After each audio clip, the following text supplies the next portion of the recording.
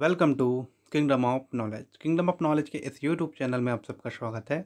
आज की इस वीडियो में कवर करेंगे छत्तीसगढ़ जीएस का पार्ट 2 वीडियो। ठीक है, पार्ट 1 वीडियो ऑलरेडी हमने कंप्लीट कर चुका है। ठीक है, और अपलोडेड है वीडियो यूट्यूब चैनल पे। यदि आपने नहीं देखा है तो पार्ट 1 जरूर देखें, उसके बाद आप पार्ट 2 देखें, तब आपको अच्छे से समझ में आएगा।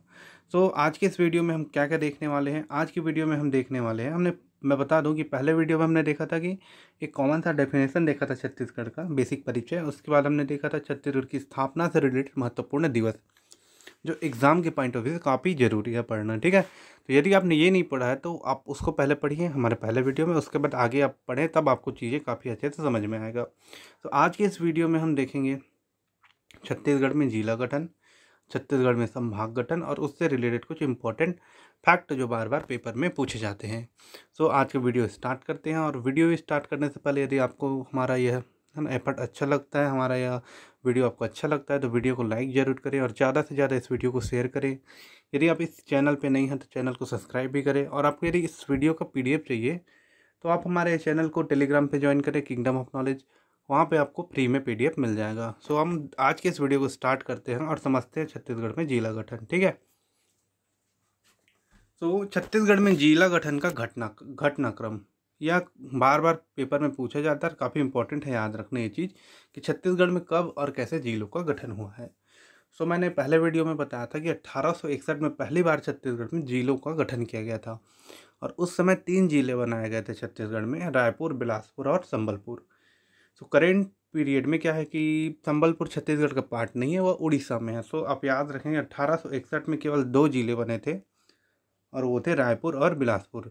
जो कि हमारा सबसे पहला जिला कौन था, तो रायपुर था, उसके बाद बिलासपुर। 1861 में 3 जिले बने थे। ठीक है, उसके बाद आप याद रखें कि 1906 में रायपुर और बिलासपुर का ही कुछ कुछ हिस्सा को अलग करके एक नए जिले का गठन किया गया, जो था दुर्ग। ठीक है, दुर्ग जिला। तो दुर्ग जिला तीसरा जिला था छत्तीसगढ़ का।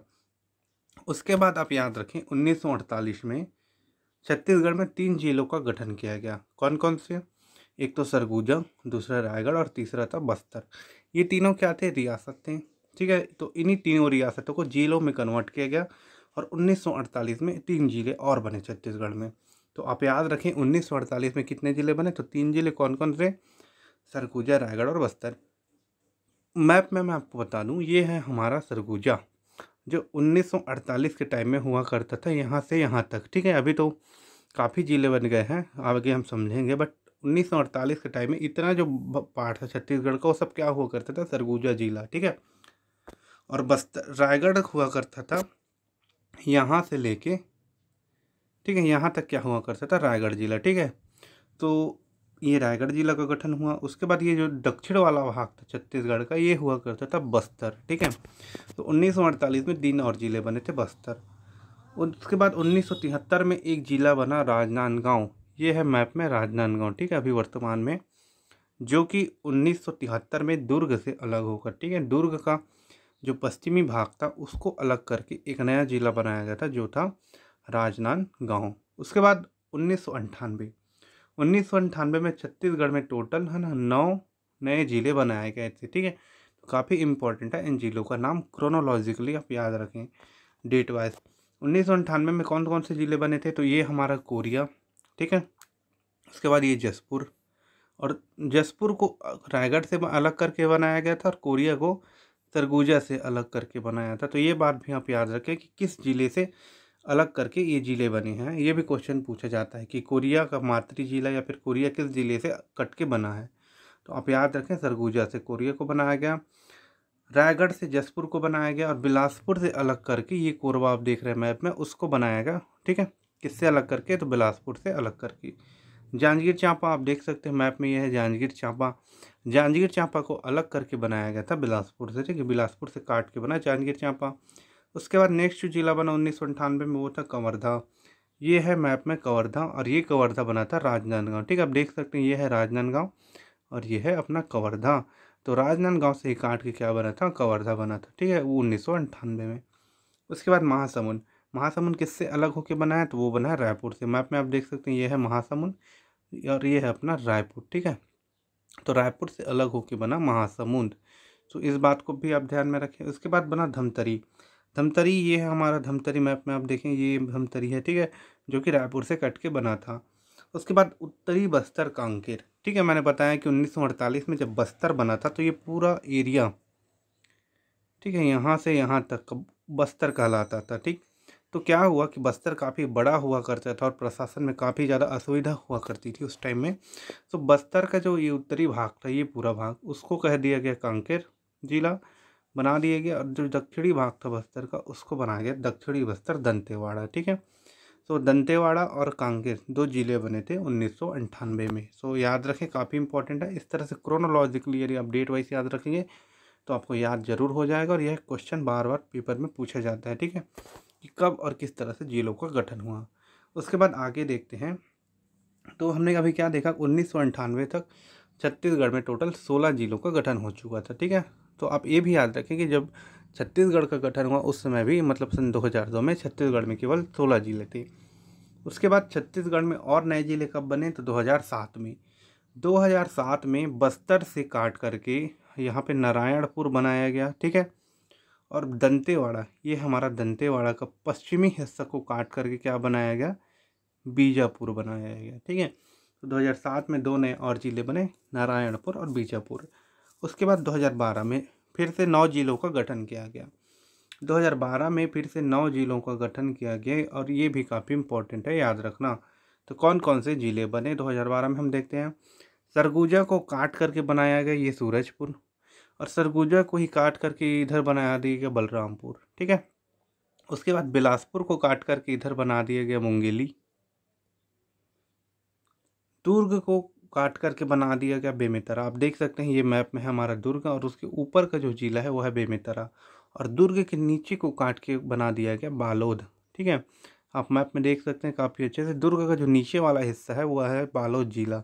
तो दुर्ग के ऊपर वाले हिस्से को बेमेतरा और नीचे वाला हिस्से को बना दिया गया बालोद जिला। ठीक है, उसके बाद रायपुर से अलग होकर के रायपुर का जो उत्तरी हिस्सा था उसको बना दिया गया बलौदा बाजार। ठीक है, और उसके बाद बलौदा बाजार का गठन रायपुर से हुआ। फिर हम देखते हैं गरियाबंद, रायपुर से ही एक और नया जिला बना 2012 में, वो था गरियाबंद। आप देख सकते हैं ये है गरियाबंद, जो कि रायपुर से अलग होकर के बना था। उसके बाद कोंडागांव, कोंडागांव आप मैप में देख सकते हैं बस्तर का उत्तरी हिस्सा है, ये है हमारा बस्तर। ठीक है, ये है हमारा बस्तर, और उसका ऊपर वाला जो भाग है वो है कोंडागांव। तो बस्तर का उत्तरी हिस्सा कोंडागांव। ठीक है, बस्तर को काट करके क्या बनाया गया, कोंडागांव। और दंतेवाड़ा, ठीक है, उसके बाद दंतेवाड़ा से क्या बनाया गया, सुकमा।